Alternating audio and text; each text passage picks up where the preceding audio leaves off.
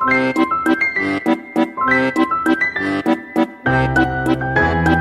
Ink Luisterstories bied aan.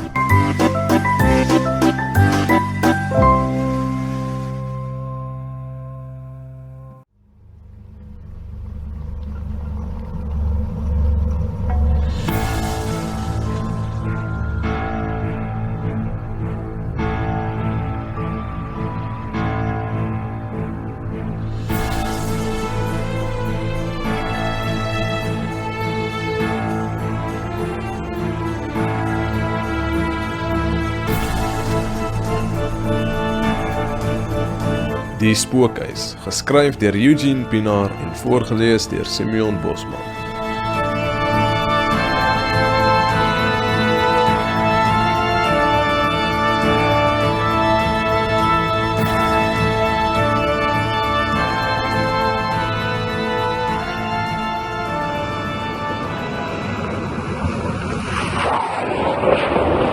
Die Land Rover se engine sny sonder waarskuwing uit en die motor kom ruk in die grondpad tot stilstand.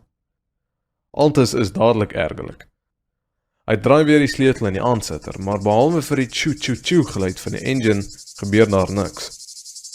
Buiten die gesannik van sonbesies wat hom nog warmer laat kry, hang daar 'n doodse stilte oor die veld. 'n Beweging in die hoek van sy linker oog laat sy kop een kant toe ruk. Hy kan eers nie mooi uitmaak wat dit is nie, maar dan rys sy nekhare stadig en hoendervleis slaan oor sy hele liggaam uit. 'n Donker figuur kom grasieus oor die veld na hom toe aangesweef. Dit het die vorm van 'n mens, maar hierdie is beslis nie 'n mens nie. Dit lyk byna soos 'n swart mantel met 'n kappie wat eiehandig sentimeters bo die grond deur die lug sweef. Hy sit versteen en kyk hoe die ding naderkom. Die figuur gly oor die enginekap van die motor en verdwyn tussen die ry bloekombome aan sy regterkant. Sy hart klop oortyd terwyl hy nog 'n hele tydjie bewegingloos sit en staar na die plek waar die figuur tussen die bome verdwyn het. Wanneer hy tot verhaal kom, klim hy stadig uit die motor en stap in die rigting van die bloekombome. Plek moet hy buig om onder laag hangende takke deur te loop. Hy glo nie in bonatuurlike verskynsels so spooke nie, veral nie helder oordag nie, maar hy kan nie anders as om kriewelrig te voel nie. Hy steek in sy spore vas wanneer hy besef wat dit is wat hy daar agter die bome sien. Die geroeste doringdraad omheining en toegegroeide grafstene laat die begraafplaas misterieus en onheilspellend lyk. Hy stap versigtig nader. Dis waarskynlik die Marits familie begraafplaas. Een grafsteen staan uit omdat dit groter is as die res. Van waar al te staan, kan hy die skrif daarop duidelik lees. Eugemus Erasmus Marits, 1 Desember 1878 tot 28 Oktober 1949. Die skatryk Eugemus was die oorspronklike eienaar van die plaas, wat ook kort na die Anglo-Boereoorlog die beroemde plaasopstal gebou het. Blykbaar het die ou man later jare seniel geword. Altes weet vir 'n feit dat hy onder andere voor die oorlog 'n trommel vol geld ergens op die plaas begrawe het, maar later vergeet het waar dit begrawe was. Sover bekend het niemand dit ooit gevind nie. Die plaas is nou in die mark vir 'n belaglik lae prys, nadat dit vir byna 2 dekades lank al onbewerk en onbewoon is. As Altes die plaas koop, kan hy rustig soek na die trommel met geld wat vandag 'n aardige bedrag werd moet wees. Nee wat Altes te breë, jy het niks hier verloor nie. Hy draai om terug te keer na die Land Rover, maar met die omdraaislag loop hy om dusnis teen 'n tak en beland op sy rug op die grond. Dit neem 'n paar oomblikke om tot verhaal te kom. Die stamp teen sy kop het hom behoorlik laat sterre sien. Hy vryf oor die plek waar sy kop die tak getref het. Daar gaan beslis 'n knop wees. Terug by die motor klim hy in en draai die sleutel sonder om te dink. Die engine vat onmiddellik.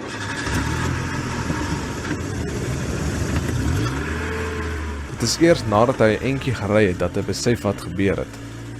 In sy haas om weg te kom, het hy vergeet dat daar fout met die motor se engine was. Hy skud sy kop. Dit moenie versengende hitte wees wat hom laat hallusineer. Bietjie meer as 'n kilometer verder ry hy tussen 'n laning bome in. Die reuse bome vorm 'n koepel oor die pad, sodat dit byna die effek van 'n lang tonnel skep. Aan die einde van die laning doem die pragtige herehuis skielik voor hom op. Die gebou is uiters verwaarloos, die sinkdak geroes en die eens pragtige tuin toegegroei met onkruid. Maar dit is steeds 'n indrukwekkende plek. 'n Massiewe ou kasteel wat dateer uit 'n vorige eeu, seker 3 verdiepings hoog, kompleet met 'n toring aan die voorkant. Daar is iets onheilspellende aan die huis. Geen wonder die mense van die omgewing noem die plek die spookhuis nie. Altes was onder die indruk dat hier niks meer as 'n bouval sou wees nie, maar met 'n bietjie werk sal hy dit weer in 'n spookhuis kan omskep. Stadig klim hy die trappies op na die stoep, wat lyk asof dit reg rondom die kasteel strek. Die swaar, soliede houtdeur staan waawyd oop. Hy stap versigtig binne. Môre. Hy ruk van skrik wanneer hy die diep manstem langs hom hoor. Hy knip sy oë om aan die halfdonker gewoon te raak. Die stem behoort aan 'n bejaarde man met 'n wit baard. Tot altes se verbasing is die voorkamer pragtig skoon en vol meubels. Die swaar donker gordyne voor die vensters is met wegbinders vasgemaak om die sonlig binne te laat. Beslis nie 'n huis wat al 2 dekades lank leeg staan nie. Môre, meneer. Altes het niemand hier verwag nie en is nie seker hoe om te reageer nie. Hy kan aanvoel dat iets nie pleis is nie. Ek het nie geweet hier bly mense nie, Natuurlik bly hier iemand. sê die ou man sarkasties. Hierdie is immers my huis. Die vraag is, wat maak jy hier? Oom, ek weet nie wat hier aangaan nie. Altes is nou verboureerd. Ek het regtig nie geweet, Bly stil. Ek is nie jou oom nie. bulder die ou man. Ek is moeg daarvoor dat mense net hier opdaag asof dit hulle plek is. Julle sal nog leer. Niemand mors met Jochemus Marits nie. Jochemus Marits, wat gaan hier aan? Hy moet hier wegkom, hoe gouer hoe beter. Maar voor hy tot verhaal kan kom, gryp die ou man hom aan die kraag en sleep hom met die huis binne. Hy wil losruk en weghardloop, maar die ou man is versterk soos 'n bees. Aan die einde van 'n lang gang bereik hulle 'n stel trappe wat met 'n spiraal boontoe loop. Heel bo is 'n kleinerige vertrek. Altes word hardhandig die halfdonker vertrek ingestamp. Hy beland op sy knieë. Die ou man trek die deur agter hom toe. Die sleutels knars in die slot. Die vertrek is skaars 2 meter in deursnee, met 'n klein venstertjie omtrent ooghoogte. Dit moet die toring wees. Hy staan op en draai om. Bliksem! Teen die muur lê 'n hoopie beendere, onmiskenbaar die geraamte van 'n mens. Altes is nou angsbevange. Hy besef dat dit niks sal help om vir hulp te roep nie. Iets by sy voete op die vloer trek sy aandag. Hy buig en tel dit op. Dis 'n goue kettingkie met 'n goue muntstuk waarop 'n naam uitgegraveer is. Johanna Marits, 2 September 1903. Johanna was Jochemus se vrou, maar hoe sou die kettingkie hier beland het? Na 'n tydjie knars die sleutel weer in die slot. Vinnig druk hy die kettingkie in sy broeksak. Die deur gaan oop. Die ou man het 'n swaar houtstomp in sy hand. Jy het dit goed gedink om my huis sonder toestemming te betree. Sê hy afgemete. Meneer, asseblief, begin Altes stotterend. Stil! Bulder die ou man. Hy moet probeer tyd wen, sy lewe is op die spel. Wie is jy, ou man? Hy klink braaf, maar binne bewe hy behoorlik. Ek is Jochemus Marits. As Altes hom kan ontseen nie, kry hy dalk 'n geleentheid om te ontsnap. Hoe lank woon jy al in hierdie huis? Dit raak jou nie hoe lank ek hier woon nie. Hierdie is my plek. Nou sê dan vir my, watter jaar is hierdie? Vra Altes uitdagend. 1949. Kom die antwoord onmiddellik. 1949 is al meer as 70 jaar lank verby. Jy is die een wat onwettig hier bly. Altes probeer aggressief klink. Hy wys na die beendere teen die muur. Wie se geraamte is hierdie? Was dit ook iemand wat onskuldig hier beland het? Onskuldig se voet. Julle is almal agter my geld aan. Die ou man is woedend. Watter geld? Moenie vir jou onskuldig hou nie. Almal weet van die geld wat ek hier begrawe het. Snert, sê Altus. Wat 'n kantige geld is dit? En waar sou jy dit nogal begrawe het?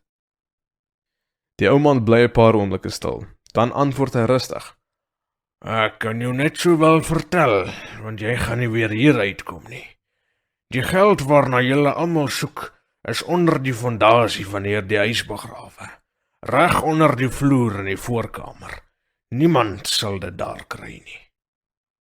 Altus is sprakeloos. Onder die fondasie van die huis. Dit maak sin. Asseblief, gooi hy wel. Ek beloof jou, ek weet van geen geld nie. Ek glo jou nie, sê die ou man. Altus wys na die geraamte. Het jy hom ook nie geglo nie? Hy was skuldig, net soos jy skuldig is, sê die ou man driftig. Hy kom dreigend nader gestap. Altus besef dat sy tyd besig is om uit te stap. Jochemus Marits is al 70 jaar lank dood, skreeu hy. Die ou man vererg hom bloedig. Ek is nie dood nie, bulder hy. Jy is die een wat nou gaan vrek. Hy lig die stomp tot bokant sy kop en storm op Altus af. Nee, skreeu Altus en hou sy hande beskermend oor sy kop terwyl hy ineenkrimp. Hy sien magteloos uit die hoek van sy oog hoe die ou man die stomp hoog oplig en met geweld op sy kop neerbring. Daar is 'n dowwe plofgeluid. Dan is dit donker.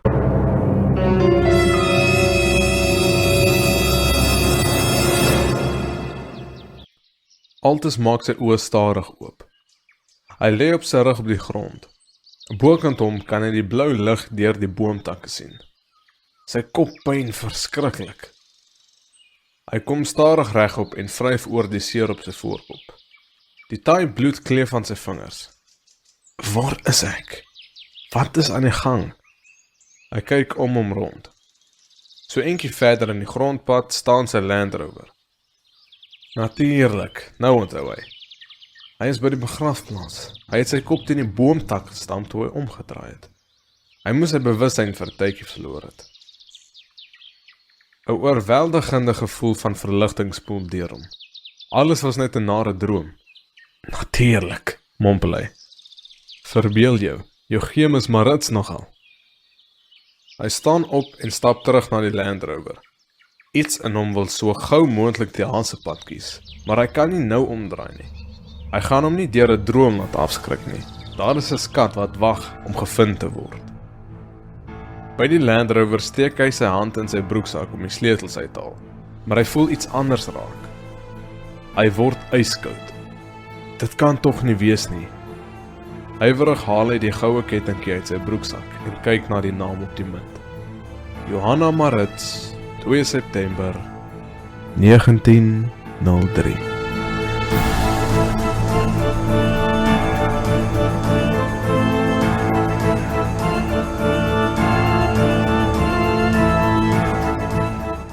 Hierdie voorlesing was 'n produksie van In Ink Luisterstories.